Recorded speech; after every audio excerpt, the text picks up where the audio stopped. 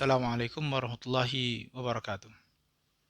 Salihin dan salihat, di bulan Ramadan ini selain kita kenal sebagai Syahrul Syam, Syahrul Mubarak, bulan yang penuh berkah, tentu kita tahu bahwa bulan ini adalah bulan syiar Islam, bulan syiar dakwah, bulan syiar kebaikan, di mana orang-orang berlomba-lomba untuk melakukan kebaikan dan juga orang-orang berlomba-lomba untuk bisa menyampaikan kebaikan. Kenapa kebaikan tidak hanya sekedar dilakukan tapi perlu juga disampaikan? Karena kebaikan itu harus ditularkan. Kebaikan harus disampaikan kepada orang yang belum menerimanya, orang yang belum merasakannya. Karena itulah hikmah dari indahnya Islam. Karena itu di bulan ini masjid-masjid banyak sekali kajian-kajian, ilmu-ilmu bertebaran.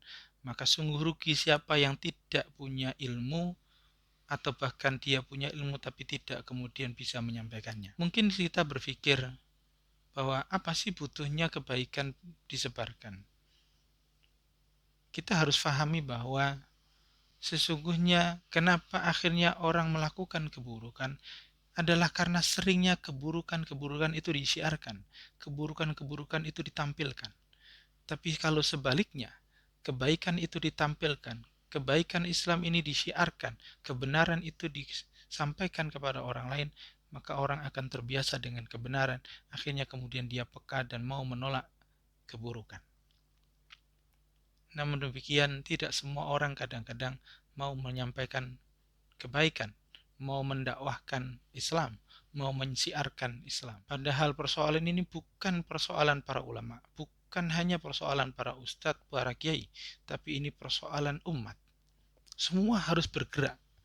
Karena Allah sampaikan dalam Quran, kuntum khaira ummah ukhrijat linnas ta'muruna bil ma'ruf wa tanhauna 'anil munkar. Bahwa dijadikan kalian umat yang terbaik. Apa syaratnya terbaik itu? Apa indikasinya umat terbaik itu? Adalah ketika dia mau melakukan amar ma'ruf nahi munkar, menyeru kepada kebaikan dan mau mencegah kemungkaran. Jadi kemungkaran itu banyak terjadi bukan karena banyaknya orang yang berbuat mungkar, tapi karena sedikitnya yang mencegah kemungkaran itu. Maka itulah pentingnya untuk kita mau terjun dalam dunia dakwah. Bukan hanya tugas para ulama. Ilmu apapun harus kita sampaikan. Bukankah Rasulullah sampaikan, "Ballighu anni walau ayah." Sampaikanlah tentangku walaupun satu ayat. Walaupun yang kita tahu baru sedikit, sampaikan.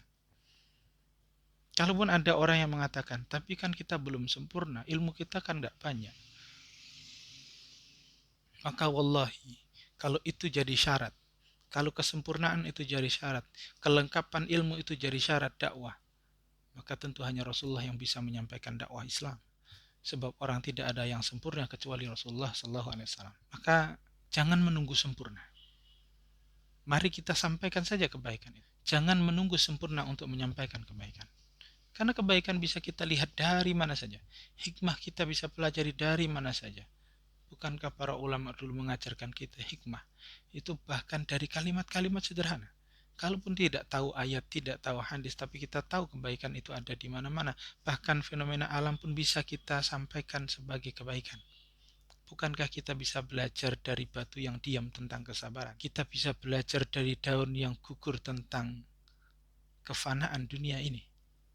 Itulah hikmah. Tinggal kita sampaikan. Maka urusannya adalah mau tidak kita sampaikan. Kalaupun kemudian ada yang mengatakan bahwa saya takutlah berfatwa. Saya kan bukan ahli agama, masa saya berfatwa? Maka perlu kita sampaikan di sini. Tugas kita bukan berfatwa, menetapkan hukum. Tugas kita hanya menyampaikan kebaikan, bukan menentukan hukum. Kalaupun ada ulama yang mampu menentukan hukum, maka kita sampaikan sebagaimana Quran memperlihatkan. Bagaimana sosok orang yang di dalam surat Yasin disebutkan. Wajah amin aqsal madinati yas'a. Qala ya qawmi ittabi'ul mursalin. Bahwa ada orang yang dari kota yang jauh itu datang dengan susah payah, kemudian mengatakan, ittabi'ul mursalin, ikutilah para rasul itu. Jadi kalau kita bukan ahli ilmu, tapi menyampaikan kebaikan, maka sampaikanlah, ikutilah orang-orang baik itu. Ikutilah para ulama itu. Ikutilah para kiai itu. Kita kenalkan kebaikannya agar orang mau mengikutinya. Tidak selamanya orang kemudian kita ajarkan untuk mengikuti kita. Maka itu yang kemudian diajarkan dalam Al-Quran dengan kalimat wajah amin aqsal madinati rajulun yas'a qala ya qaumi ittabi'ul mursalin. Kalaupun ada yang mengatakan lagi, kalau kita yang nyampaikan, siapa yang mau dengar? Siapa yang mau mendapatkan hidayah dari kita? Toh kita ini bukan orang baik.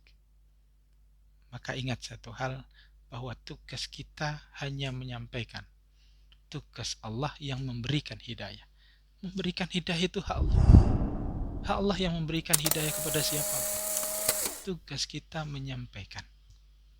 Tugas kita meneladankan. Karena itu pentingnya kita sampaikan. Kebaikan ini hanyalah karena kebaikan ini akan menjadi amal jariah bagi kita. Sebagaimana Rasulullah SAW sampaikan, man sanna fil islami sunatan hasanah, bahwa siapa yang mencontohkan perbuatan baik dalam Islam, kemudian perbuatan baik itu dicontoh orang lain, maka kebaikan orang lain itu akan diberikan pula pahalanya kepada kita, min ghairi ayyangqas. Dan kebaikan itu tidak kurangi sedikit pun. Pahalanya sama. Pahala orang yang melakukan kebaikan itu termasuk pahala kita yang menyampaikan, mencontohkan kebaikan yang dicontoh orang itu. Kita pun akan mendapatkan kebaikannya.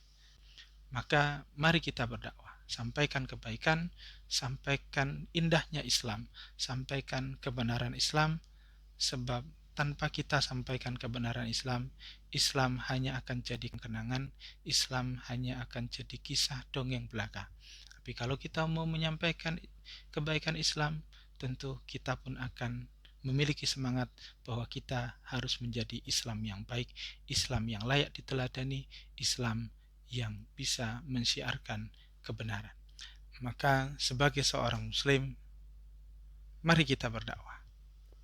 Kita harus bisa memastikan bahwa Islam dikenal dengan baik dengan cara kita mengenalkan diri sebagai muslim yang baik. Tentu muslim yang baik disampaikan pula dengan lisan baik. Muslim yang baik disampaikan pula dengan tindak tanduk yang baik. Maka mari kita berdakwah, jangan tunggu waktu untuk berdakwah. Kapanpun kita lakukan dakwah, sebab kebaikan kadang-kadang tidak menunggu waktu. Orang bisa dapat hidayah kapanpun dan dimanapun. Wallahu ta'ala alam. Assalamualaikum warahmatullahi wabarakatuh.